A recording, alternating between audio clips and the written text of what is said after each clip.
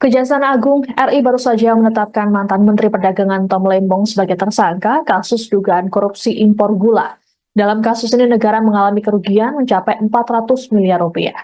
Direktur Penyidikan Jaksa Agung Muda Tindak Pidana Khusus atau Jampitsus Kejagung, Abdul Kohar dalam keterangan pers pada Selasa 29 Oktober malam, mengungkapkan peran Tom Lembong dalam kegiatan importasi gula di Kementerian Perdagangan tahun 2015-2016. Menurut Kohar, Tom menerbitkan izin persetujuan impor atau PI gula mentah sebanyak 105.000 ton.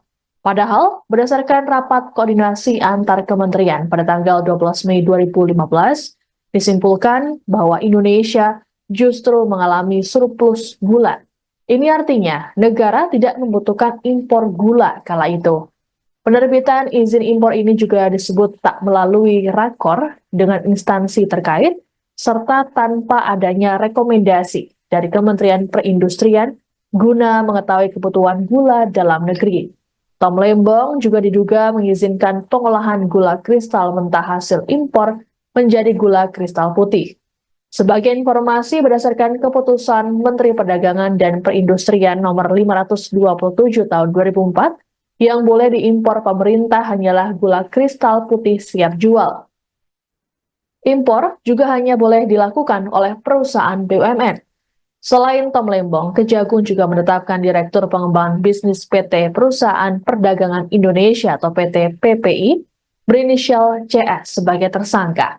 Peran CS yakni memerintahkan staf senior manajer bahan pokok PT PPI untuk melakukan pertemuan dengan 8 perusahaan gula swasta, yaitu PT PDSU, PT AF, PT AP, PT MT, PT BMM, PT SUJ, PT DSI, dan PT MSI di gedung Equity Tower SCBD sebanyak 4 kali.